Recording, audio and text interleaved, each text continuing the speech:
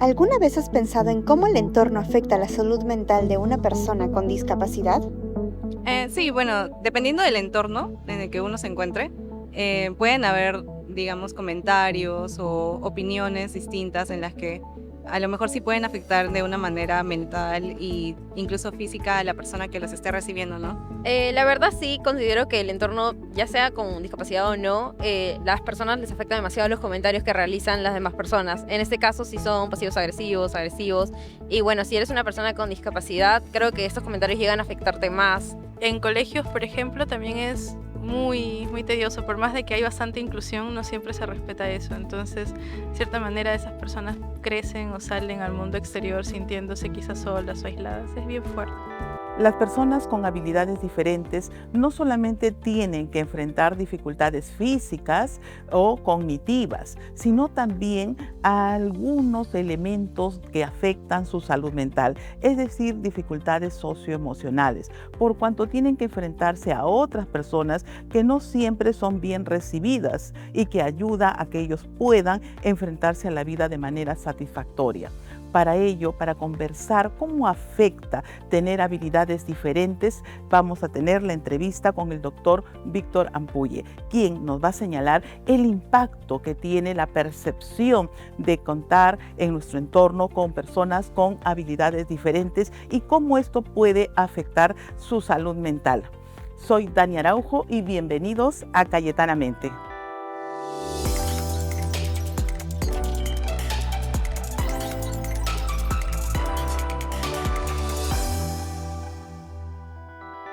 Bienvenido, doctora Ampulle. Realmente qué importante tenerlo, especialmente hoy para hablar de un grupo, ¿no?, de personas que necesita el cuidado de su salud mental. ¿Cómo se encuentra? ¿Cómo estás, Tani? ¿Qué tal? Qué gusto compartir de nuevo en este espacio. Hoy vamos a hablar acerca de un grupo de personas que muchas veces es observado, hasta incluso estigmatizado, pero es importante cuidar su salud mental. Porque estas personas llamadas personas con discapacidad, en realidad cuando se enfrentan al entorno, no solamente tienen que asumir, ¿no?, esta condición, sino también tienen que percibir cómo las otras personas los visualizan. ¿No es así? Es así, es así. E incluso el mismo término discapacidad, algunas personas ya lo toman como una palabra estigmatizante. ¿Cómo debemos nosotros entender, ¿no?, con el término que corresponde a este grupo de personas? Existen muchos términos ahora que tratan de cambiar, ¿no? Por ejemplo, personas con habilidades diferentes, personas con neurodivergencia, pero lo que tenemos que entender que el patrón regular de nuestro pensamiento, estas personas lo comprenden de una forma diferente, ¿no? Y el entorno que los rodea también lo hace. Cuando decimos que lo comprenden de una manera diferente, que tienen habilidades diferentes, es porque en realidad estas personas solamente están viendo con otra óptica, ¿no es así? Sí, lo ven, por ejemplo, condiciones como el trastorno del espectro autista, ¿no? Su percepción del mundo sensorial es muy diferente al que nosotros percibimos, ¿no? Ruidos muy agudos lo pueden percibir como un ruido intenso y doloroso, ¿no? O percepciones de lo que comen, en donde hay grumitos o una comida muy salada, lo sienten de un sabor incluso diferente o amargo, entonces sus percepciones diferentes. Qué importante lo que estás señalando, porque la comprensión de qué características tiene, cómo perciben el mundo, para las personas debe hacerse relevante, ¿no? Porque esa es una forma de ser empáticos con ellos, ¿no es así? Claro, y incluso en otros tipos de condiciones, como por ejemplo la discapacidad intelectual, ¿no? Ellos no comprenden de forma tan rápida como nosotros, ¿no? Desde algo tan básico como salir a comprar a la tienda.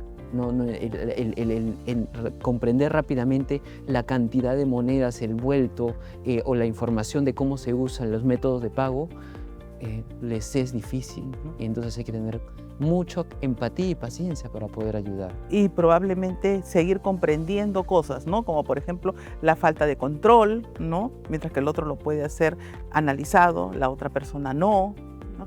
o otras condiciones que a veces nos parecen extrañas. Claro. Otras condiciones ya entran en el campo directamente de la psiquiatría, ¿no? Como condiciones como esquizofrenia o trastornos bipolares, que produce no solo lo que la mayoría de gente piensa de que son alucinaciones o juicios falsos, sino que también produce deterioro cognitivo. Entonces, ese término significa que su capacidad de entender o de memorizar es diferente o más lenta. Y con estas condiciones, Víctor, de pronto de no tener un control emocional, conductual, con ese deterioro, disminución de sus capacidades o visualizar las cosas de manera diferente, aquí, ¿cuán importante es la actitud de las personas hacia la discapacidad? Muy bien. Uno, cuando sale a la calle, muchas veces ve a una persona con una discapacidad visual, una discapacidad física, y suele tener por tendencia tal vez instintiva, una empatía, ¿no? Hay que ayudarlo a cruzar la pista, hay que ayudarlo a su movilización.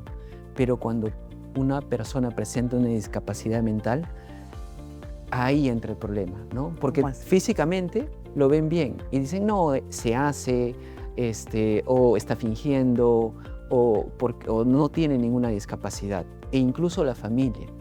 Y nosotros tenemos que comprender que la mente es parte del cuerpo y también la mente o el cerebro tiene dificultades en su proceso y eso hace que tengan dificultades en su entorno. Y esta disposición que muestran las personas, este grado de cercanía o lejanía, aceptación y rechazo que pueden mostrar las personas, no solamente lo muestran, sino también es percibido por la persona, ¿no? Exactamente. ¿Cuánto afecta esta percepción que hace la persona en esta condición al observar a los demás con una actitud negativa? Ahí, por ejemplo, entra la rama de la medicina, que es la epidemiología, ¿no? Muchas de estas personas con algún trastorno de neurodesarrollo, problemas de estas características, tienen alta tasa de depresión y ansiedad, porque muchas veces el entorno no les es bueno o les ayuda a sobresalir. Y entonces hacen comorbilidades, incluso médicas, ¿no? O sea, se enferman de otras enfermedades como diabetes, presión alta, que otras personas no llegan a tenerlo. Y este detalle que acabas de mencionar, que me parece muy relevante, es que de pronto comienzan a tener un estado anímico bajo, ¿no? Y llegan a la depresión por la percepción que sienten de los demás. Ahí hay un contexto en donde sienten de repente que son percibidos personas que no corresponden o que no merecen cariño, se sienten abandonados. ¿Puede ocurrir en este contexto esto? Sí, incluso ocurre en la familia. No toda la familia piensa lo mismo acerca, por ejemplo, de un trastorno como el TDAH, ¿no? Con niños que son muy acelerados, muy hiperactivos. La familia dice, no, antes un par de correazos y se curaba, ¿no? Y le generan un trauma. ¿Okay? Pero hay otros familiares que sí pueden ser un poco más empáticos. Entonces, el tema de cómo es el cuidado y educar a los cuidadores es fundamental, porque la sociedad a veces no se puede cambiar, pero en general los cuidadores sí se puede trabajar. Claro. Y justo tocas este punto que es las personas que están a cargo. A veces no siempre son los padres, a veces tienen un tutor o una persona que está a cargo, ¿no? El rol, ¿no? La actitud que tiene este cuidador, cuán importante es para enfrentar esta condición en las personas.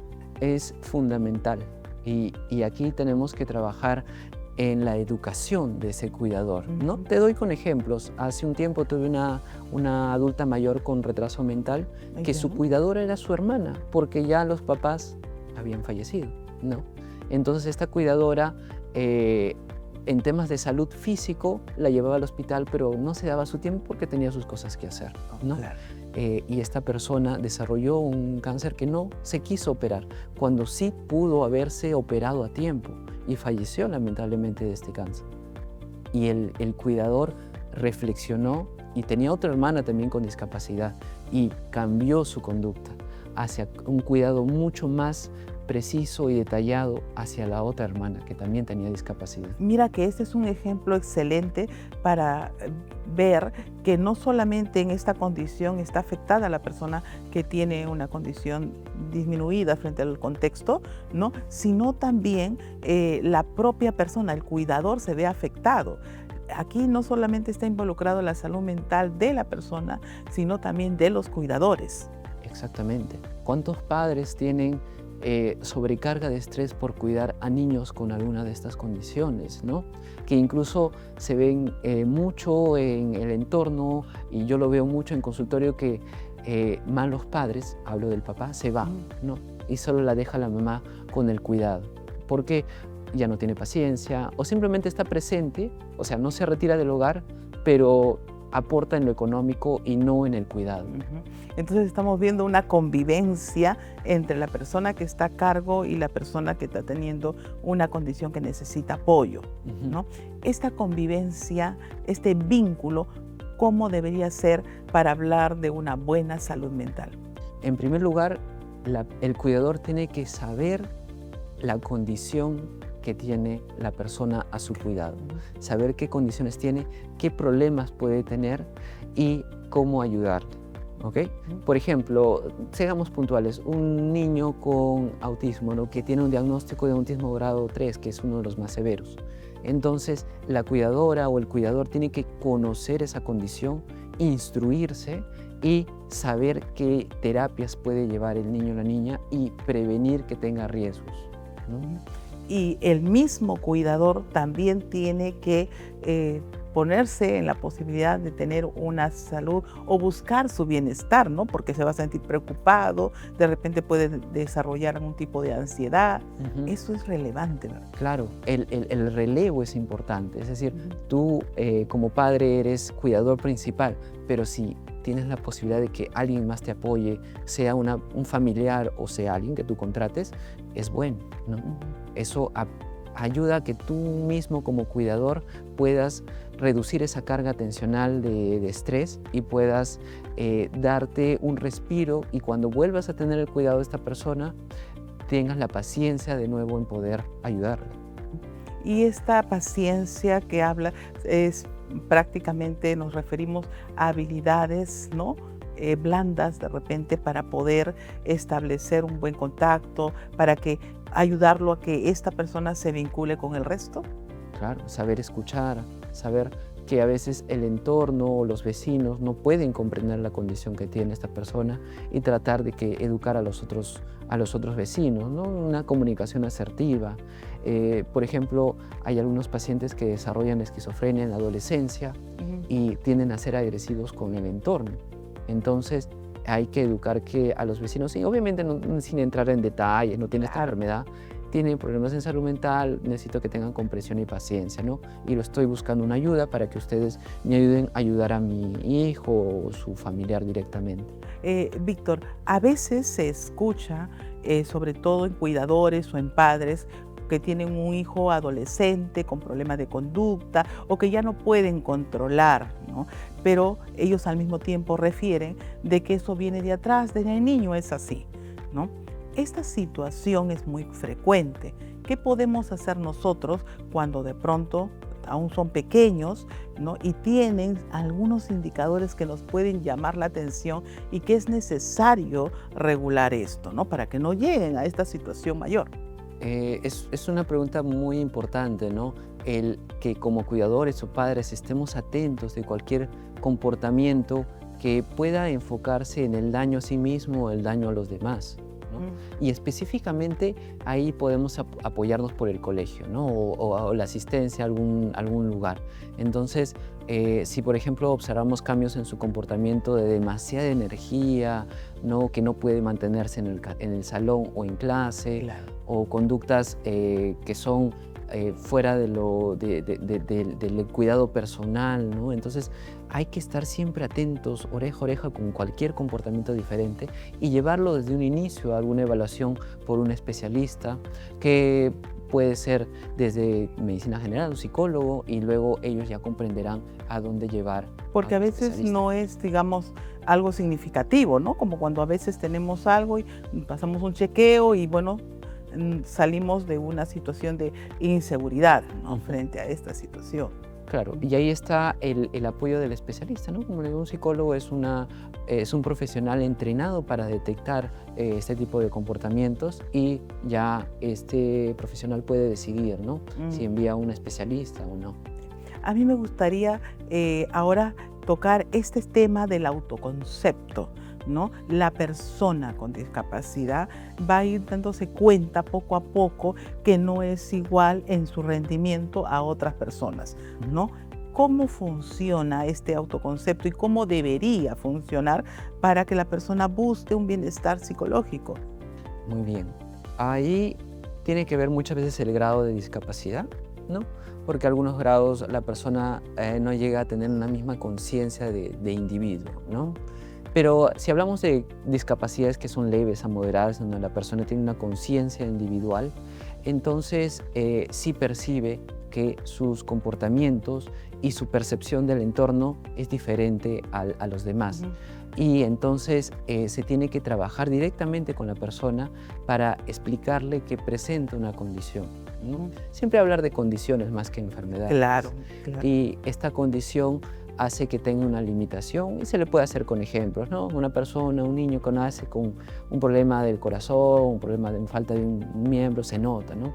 Entonces, igualito a veces ocurre con el cerebro, que hay limitaciones en tus capacidades de retención, de información o de percepción, ¿no? Y más bien convertir, digamos, esta condición, esta debilidad en una oportunidad, ¿no? Una fortaleza que puede desarrollar. Claro, por ejemplo, niños con autismo pueden desarrollar por su capacidad de concentración y sus habilidades en centrarse en los gustos específicos, un desarrollo alto en algo en específico, por ejemplo, la música. Así es. O alguna habilidad de colección de alguna cosa que otros adultos no se dan cuenta, en general. Entonces, trabajar ese tipo de habilidades. Personas con discapacidades intelectuales pueden hacer enfoques de trabajos manuales, ¿no? Que otro tipo de personas no lo logran realizar. Explicarles que así como ocurre o hay una limitación, también existen fortalezas. Eso es importante, ¿no? Y no asumir más bien la debilidad, entre comillas, como una excusa, ¿no? De repente no tiene un rendimiento y dice, no, porque yo tengo déficit de atención, ¿no? Entonces eso no es así. Claro. Sino más bien saber que esa es una condición que hace que el método para poder seguir adelante sea ligeramente diferente a otras personas. Absolutamente. En la modalidad que se presenta. Por ejemplo, en este ejemplo que me acabas de dar del déficit de atención, tienen problemas de atención, pero tienen alta energía. Pueden hacer muchas otras actividades. Pueden ser muy expertos y conocemos muchos personajes muy destacados, ¿no? Hoy no es novedad, de años y años sabemos que las Olimpiadas, por ejemplo, para personas con discapacidad son muy exitosas y tienen habilidades. Claro, ¿no? Tienen habilidades diferentes que logran resaltar en muchas cosas, ¿no? E incluso llegando a ámbitos de educación superior, ¿no? En la universidad o en estudios técnicos que es cierto, tienen dificultades en aspectos sociales o en algunas habilidades académicas, pero sí logran desempeñarse en desarrollos, ¿no? ¿Cuántos médicos tenemos con algunas condiciones diferentes? Sí, es verdad, ¿no? Y eso ayuda más bien, se siente, ¿no? Y a ese punto llega la otra parte de la moneda, ¿no? En el sentido de que a veces se ve que tenemos un hijo que tiene ciertas habilidades diferentes en relación a la mayoría y el padre como que no lo quiere contar, ¿no? Como si eso fuera más debilidad de lo que debería ser, ¿no? ¿Cómo esto orientarlo? Porque va a afectar al padre, va a afectar a las personas en su propia salud mental. Se van a sentir temerosos o otros tipos de emociones, ¿no? Bien, sí, la educación es donde es lo más importante, pero ahí hay dos factores, ¿no? Cuando uno es padre y tiene un hijo con alguna de estas capacidades diferentes. Es uno, la idea de tratar de proteger al hijo, ¿no? Mejor no digo nada para que la sociedad no lo critique. Y el otro está el padre que lo niega, ¿no? Que no lo acepta.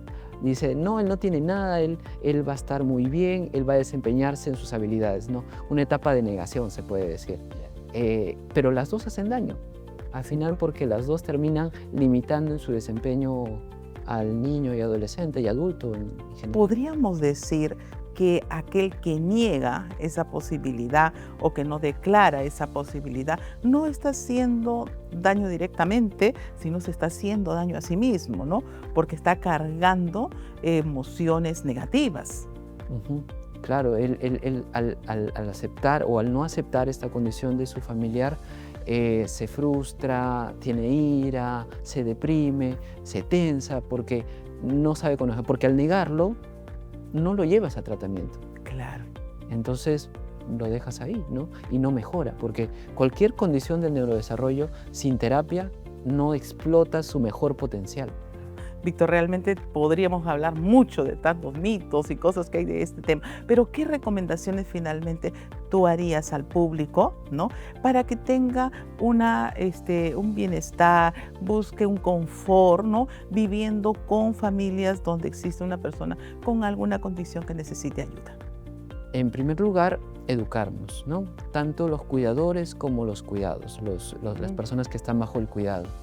El cuidar la salud física y la salud mental, conocer qué condición tenemos y qué potenciales tenemos de esa condición y obviamente también ciertas limitaciones que podrían ocurrir. Y finalmente, el que no se niegue que existe, ¿no? Y el que la sociedad pueda comprender que estas condiciones existen y que tenemos que protegerlas como sociedad, ¿no? Y esto va a permitir que estas personas se sientan bien y no desarrollen condiciones graves en salud mental como depresión o trastornos de ansiedad. Muchísimas gracias, Víctor. Ha sido un gusto conversar contigo, sobre todo para dar este aliento a las personas que viven con personas que necesitan un vínculo afectivo direccionado hacia su salud mental. Muchas gracias, Fabián, por la invitación. Les brindo un dato valiosísimo. ¿Sabían ustedes que las personas con habilidades diferentes pueden desarrollar burnout a la discapacidad? ¿En qué consiste esto? Las personas que tienen habilidades diferentes tienen que enfrentarse al entorno, gastan energía tratando de explicar lo que les pasa, justificando en muchos casos la situación por la que están pasando y las limitaciones o habilidades o las formas diferentes como pueden conducirse. Esto, además del cansancio, crea una percepción negativa en relación al entorno y muchas veces causa un malestar emocional que hace que se estresen, que hace que se limiten a tareas laborales o dejen de participar socialmente. La salud mental de estas personas es importante. Por ello, para evitar el burnout o la discapacidad en estas personas, debemos ser más empáticos, debemos comprender que solamente son habilidades diferentes y lo que tenemos que hacer es saber cómo hacer que estas personas se sientan bien y puedan estar junto a nosotros con vínculos saludables. Con mucho gusto para responder a las preguntas de hoy. Carolina, 23 años desde Lima, nos dice: tengo déficit de atención y a veces siento culpa por necesitar más tiempo para todo. ¿Cómo manejar la autoexigencia? Carolina, qué bueno nos estás compartiendo dos situaciones importantes. Primero, la situación de que tienes algunas competencias que no las vas a desarrollar de manera igual que otras personas. Pero también nos compartes que tú misma te estás autoexigiendo para poder hacer las cosas como la mayoría, ¿no? Si dejamos ese elemento de comparación o queremos nosotros hacer las cosas bien, cuidando cuál es el camino que nosotros podemos tomar para ser exitosos, creo que te va a ir muy bien. Empecemos por aceptar qué condiciones tenemos y luego qué estrategia debemos asumir en función a esas condiciones. Tengo una siguiente pregunta de José Manuel, quien nos dice lo siguiente: ¿cómo cuidar mi salud mental cuando el entorno no entiende lo que significa vivir con una discapacidad o una habilidad diferente? Bien, José Manuel, es bastante difícil ¿no? Pero partamos de la situación de poder sentirnos en confort frente a estas habilidades. Enseñemos a las personas que estas habilidades diferentes tienen fortalezas, tienen posibilidades, y los vínculos que se forman con las personas con estas habilidades es realmente muy valioso. La empatía que tenemos hacia el entorno progresivamente puede ir cambiando en la medida que nosotros empecemos por ese camino. Me ha dado mucho gusto responder a sus preguntas y continúenos dando sus inquietudes de tal manera que nosotros podamos brindarles algunas estrategias que pueden servir para su salud mental. Recuerden que la inclusión empieza cuando los demás comienzan a aceptar que hay diferencias individuales en las personas. Por lo tanto, si nosotros queremos llevarnos bien y tener un bienestar psicológico con estas personas que podrían darnos mayores aprendizajes, aprovechemos e incluyamos y cuidemos nuestra salud mental. Fue un gusto compartir con ustedes este programa. Síganos viendo por Cayetano.plus.